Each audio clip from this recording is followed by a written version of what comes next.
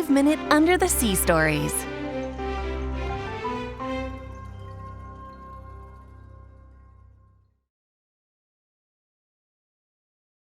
Disney, The Little Mermaid.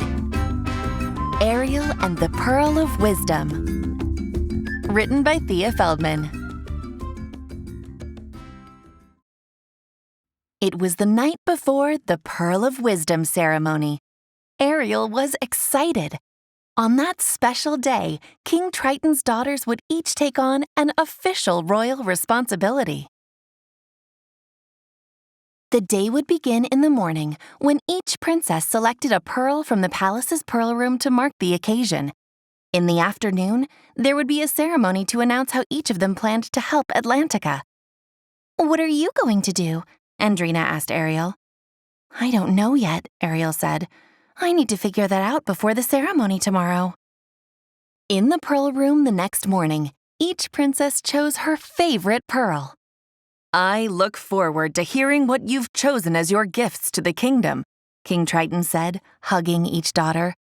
"May these pearls be a reminder of your royal responsibility." After everyone had left, Ariel swam to her grotto to think about how she could help the kingdom. Her collection always made her happy. She loved her objects from the human world, and thanks to Scuttle, she knew that each one had a purpose and a story. Flounder appeared. "I'm so excited about your special day," he said. But Ariel wasn't listening. She had spotted something partially hidden in the sand and hurried to uncover it. "We have to show this to Scuttle," she said. "Ariel," cried Flounder, "maybe today is not the day to go to the surface." "Don't be such a guppy," Ariel responded. "What could go wrong?" When Ariel found Scuttle, she showed him her new treasure. Scuttle examined the object closely. "I know," he declared. "This here is a thingamajiggy, and you wear it here." Scuttle reached for Ariel's seaweed necklace and hung the object on it. But the object was so heavy, it ripped the necklace right off Ariel's neck.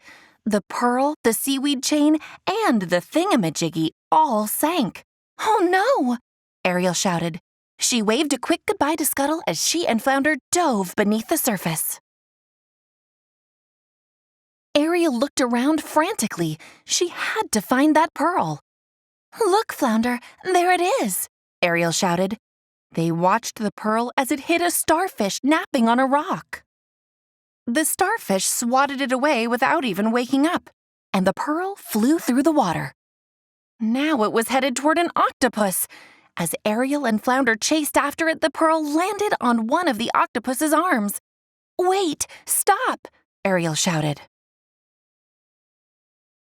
When the octopus saw Ariel waving to him, he was so delighted he waved back, with all 8 of his arms. The pearl flew loose and sank out of sight as the octopus continued on his way. "Oh, Flounder," Ariel sighed. "I've lost the pearl. What am I going to do? How will I ever explain this?" Suddenly, Sebastian appeared. "I've been looking for you everywhere," he cried. Ariel could not believe her eyes. There, behind his head, was the pearl. "Young lady," Sebastian scolded, "you need to get back to the palace right now." "Whatever you say, Sebastian," said Ariel, smiling. She leaned toward him and kissed him. As the crab blushed, Ariel quickly plucked up the pearl without him noticing. The 3 swam back to the palace. Ariel clutched the pearl tightly in her hand, vowing to take better care of it. At the palace, Ariel made a visit to the royal jeweler for a new chain. It was time for the ceremony. After her sisters made their announcements, it was Ariel's turn. Ariel knew exactly what to say. "I am going to start a new museum dedicated to collecting and displaying beautiful sea art in all its forms," Ariel announced. The entire kingdom cheered and applauded. "You have made a wise choice, Ariel," King Triton said, "one in keeping with your generous nature. Today, you and your sisters have shone brighter than any pearl ever could." On opening day of the museum, Ariel couldn't have been prouder to showcase some of the beauty found under the sea.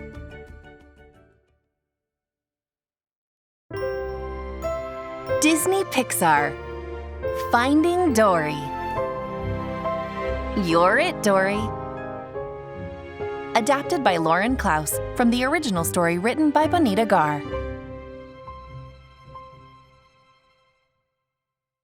After school, Nemo, Marlin, Dory, and all their friends decided to play a game of hide and seek.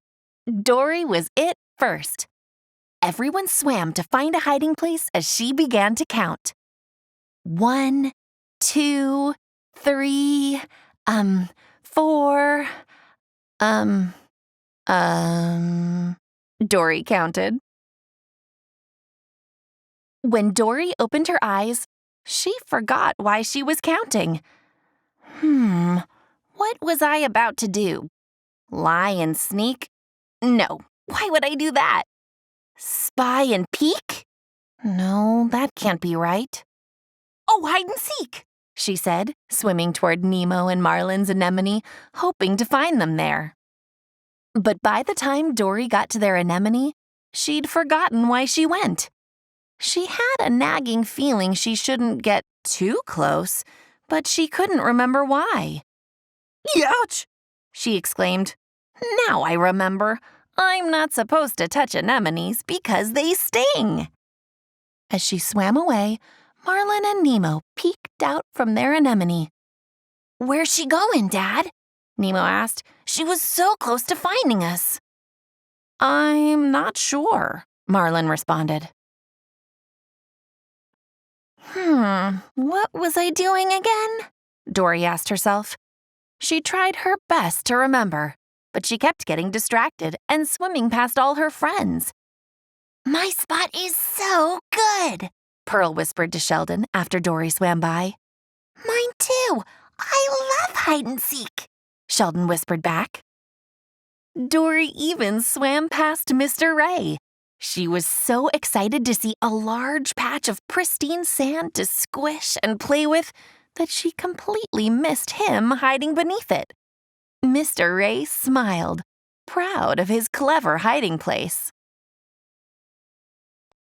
"Wait, wasn't I playing hide and seek?" Dory said, finally remembering. "Wow, that guy looks a lot like Hank," Dory said. "What color is he again?" "Yellow." "No." "Pink." "Nope, I don't think so." "Blue?" Dory continued to swim through the coral field, and Hank tried his best to blend in with the surroundings as she got closer to him. "That was a close call," Hank said to himself when Dory eventually swam away, still on the hunt for friends. But as Dory swam through the Great Barrier Reef, she again forgot she was playing hide and seek. She swam past Bailey, who was hiding behind some seaweed, and she swam right over Destiny, who was hiding on the ocean floor. As Dory kept swimming, she spotted a beautiful purple shell. "My mom loves shells," she said. "I should give this one to her." "But I haven't seen my mom or dad in a while." "Actually, I haven't seen any of my friends." "Where are they?" That's when Dory remembered they were playing hide and seek. But not that she was it. "Uh-oh, I'd better hide quick," she said. Dory's parents, Charlie and Jenny, watched from their hiding place as Dory swam into a nearby cave. They expected her to come out once she realized no one was there, but after a couple of minutes, they started to worry. They decided to abandon the game and go check on their daughter. Luckily, they found her right away. "Kelp Cake, what are you up to?" Charlie said. "Mom, Dad, we're playing hide and seek, and I found this great hiding spot. Come in, I'll make room, Dory told them. But, sweetie, Jenny tried to explain that everyone was hiding from Dory, but before she could, Dory dashed to the opening of the cave. Hank and Mr. Ray were swimming past the cave, and she wanted to help them hide too. Okay, everybody in, we can squeeze, she said. But Dory, Mr. Ray began. But before he could get another word out, Dory saw even more of her friends in need of a hiding spot. It wasn't long before the cave was packed. Nearly everyone who was supposed to be hiding from Dory was in the cave with her. It's gonna be tight, she said. Destiny, suck it in a bit. Watch your head, Bailey! Finally, Nemo and Marlin wandered into the cave. They were shocked to find all their friends crowded in with Dory. Dory, Nemo said, what are you doing? Nemo, what are we doing? Playing hide and seek, everyone shouted. The group swam out of the cave as Nemo explained what had happened. But you're it, Dory. You're supposed to be looking for us. Oh, I see. Found you, Dory exclaimed. Marlin had a solution. Let's just play tag.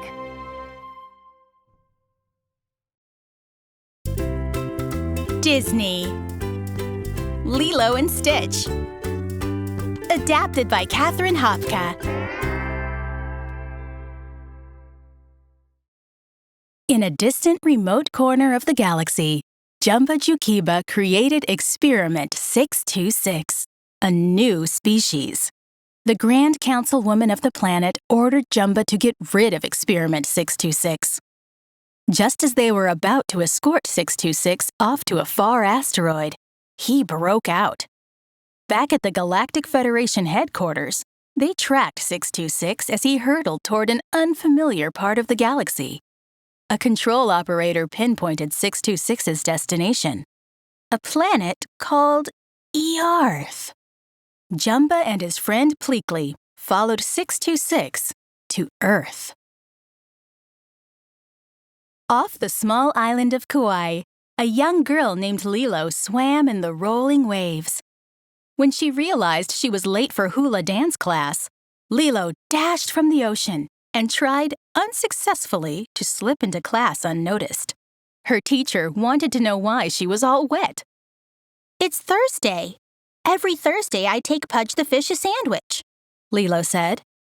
The other students rolled their eyes. One girl, Myrtle, called Lilo crazy. Lilo lunged at Myrtle, but the teacher caught her. After class, Lilo forgot to wait for her older sister Nani and walked home. Not finding Lilo at the hula school, Nani rushed home to find her little sister had locked herself inside. Cobra Bubbles, a social worker, arrived at their house in time to see Nani breaking into her own home. He was evaluating Nani as a guardian for Lilo. Lilo put on her best smile and recited the answers she and Nani had practiced. Cobra gave Lilo his business card. Call me next time you're left here alone.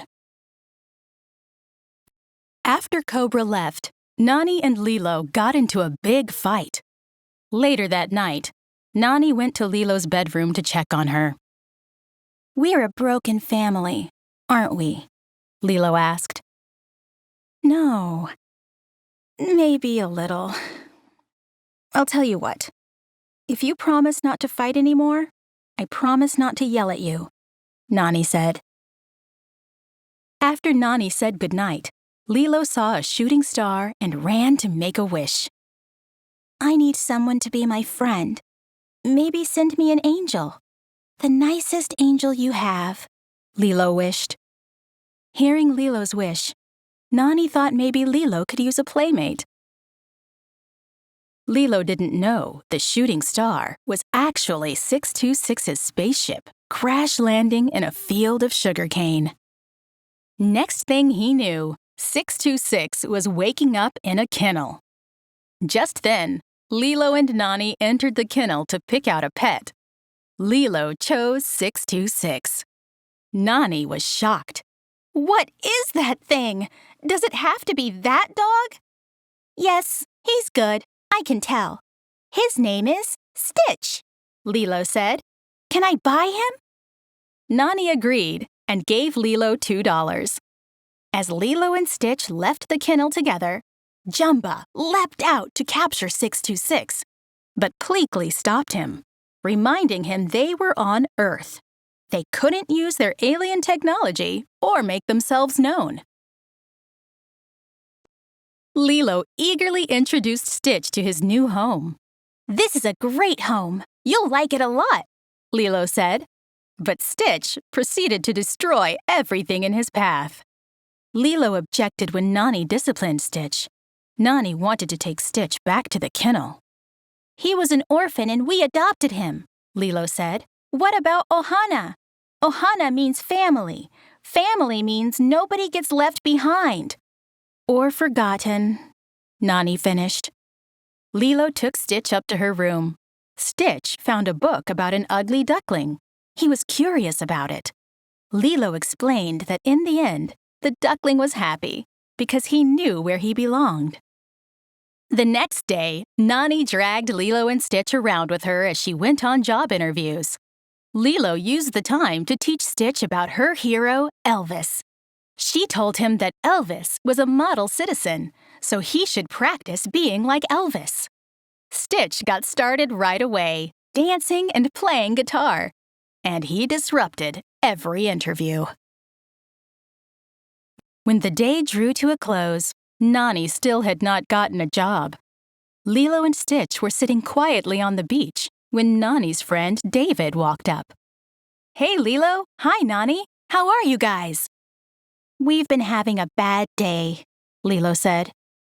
Well, there's no better cure for a bad day than a couple of boards and some choice waves. What do you think?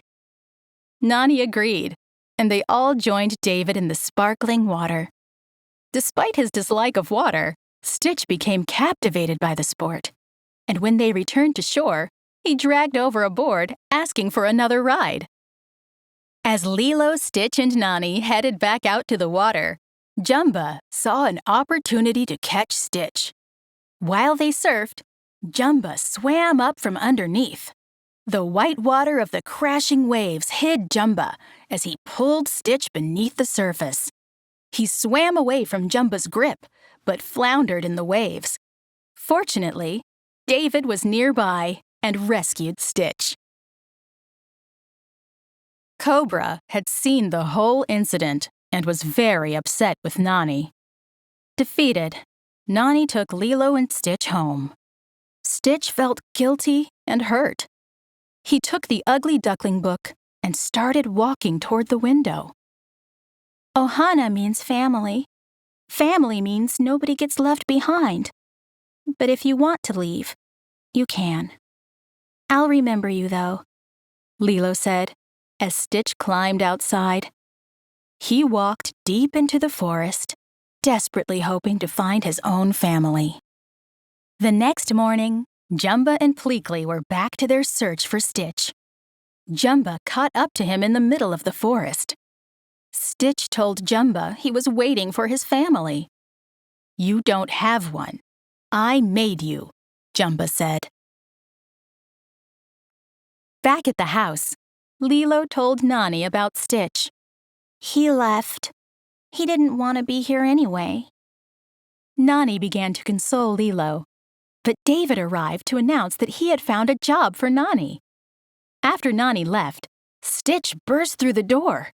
Pleakley and Jumba were not far behind. Lilo called Cobra to tell him that aliens were attacking her house. Jumba was making a mess trying to capture Stitch. Nani returned to the house to find Cobra already there.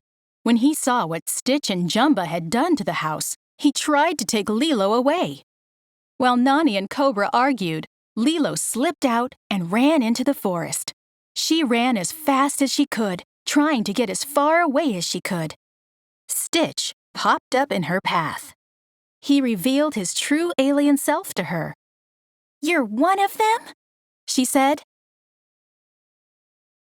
Without warning, another alien named Gantu snatched up both Lilo and Stitch.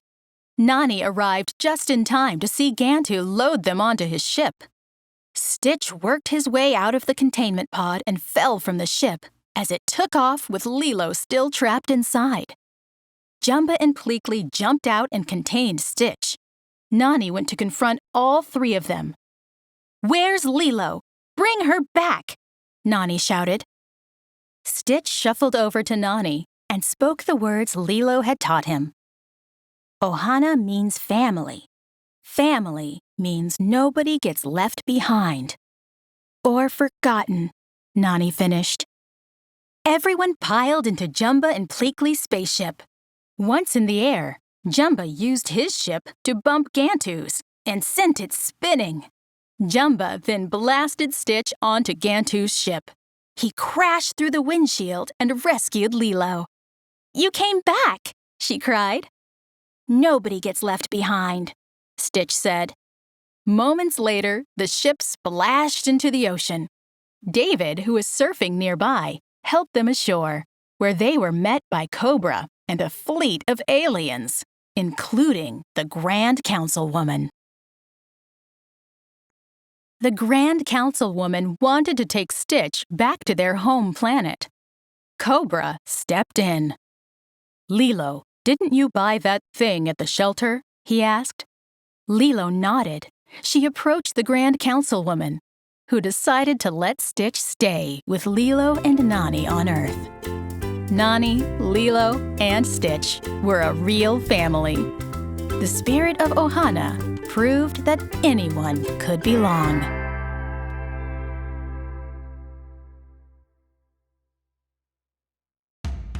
Disney, Moana, Pua and Heihei. Written by Suzanne Francis. The feast to welcome spring was about to start. Moana and Grandma Tala were busy collecting shells. Moana's pet pig Pua tried to help, but the shells he found were never empty. Moana was making her father a surprise gift for the feast, an anklet. Moana strung a final shell onto the anklet, finishing it. Just then, Heihei, the foolish village rooster, ran by them wearing a part of a coconut on his head. "Silly Heihei," Moana said, removing the coconut. Heihei turned and started pecking at Grandma's feet. "You've no more brains than a grain of sand," said Grandma, shooing him away. But he just started pecking the sand instead. In the village, preparations for the feast had begun. While everyone was hard at work, Heihei just got in the way. Men were busy building the umu, an underground oven. They piled up pieces of wood, dried husks, and coconut shells. After they started the fire, they added rocks. It wasn't long before the umu was hot enough to roast bananas, fish, and taro roots. Heihei walked onto the hot rocks. "You'll set yourself on fire, you silly bird!" one man yelled, chasing him away. Heihei ran away and stepped on a partially finished platter woven from pandan leaves. His tiny foot got trapped, but he didn't even notice as he dragged the large platter behind him. Grandma Tala tried to catch him, but as she reached for him, she slipped on the platter. Fortunately, Moana was there to catch her. In all the commotion, neither of them noticed that Moana had dropped the anklet. It landed around Heihei's neck, and he dashed away. "That is it," Grandma Tala said. She wasn't giving up. She grabbed a hand-woven leaf basket and, in one fell swoop, trapped Heihei and cinched the basket shut. He hadn't seen her coming. He was too busy pecking at a rock. But Grandma had been so focused on catching the rooster that she hadn't seen the anklet around his neck. But Moana had just realized the anklet was missing. "Oh no," she said. Just then, Pua spotted the basket. He saw Heihei's beak sticking out between the gaps in the woven leaves. When he looked closer, Pua noticed the anklet around the rooster's neck. He was determined to retrieve it for Moana. But first, Pua had to open the basket. He rolled it over and over, but that didn't work. Then, Pua put the basket on top of a stick. He jumped on the stick and sent the basket flying. It fell to the ground, but was still tightly shut. He had to think of another idea. On the ground, Pua saw a long vine. He picked it up and trotted back to the basket. Pua looped the vine around the basket and dragged it along, running as fast as he could. Heihei's legs slipped out, and he ran to keep up. Pua pulled the basket past some villagers. Because Heihei had continued to peck and peck, his head stuck out through another hole he'd made. They passed a man cutting breadfruit. When he sliced it in half, a tasty chunk flew right into Heihei's mouth. When Pua heard music, he knew the feast was about to begin. He dragged the basket toward a slender tree and tossed it onto a branch. Then he jumped up after it. Pua bounced on the branch, and Heihei's basket flew into the air and then back down to the branch. The higher Pua bounced, the higher the basket flew. Finally, Pua bounced so high that the branch flung the basket straight into him. The two animals soared through the air. Pua and Heihei squealed and clucked with glee. When they hit the ground, the basket finally opened. Pua was thrilled. He could get the anklet to Moana. But they rolled right into a large fishing net. And they tumbled right up to Moana. Moana untangled them and gasped when she saw the anklet around Pua's snout. "You found it," she said, giving him a big hug. Later that evening, Moana gave Chief Tui the anklet. "I love it," he said. As Moana and her father hugged, Pua heard a strange sound. It was Heihei. He couldn't cluck because his beak was buried in a piece of driftwood. And he'd gotten tangled up in pieces of the basket again. Fortunately, Pua was ready to help him again.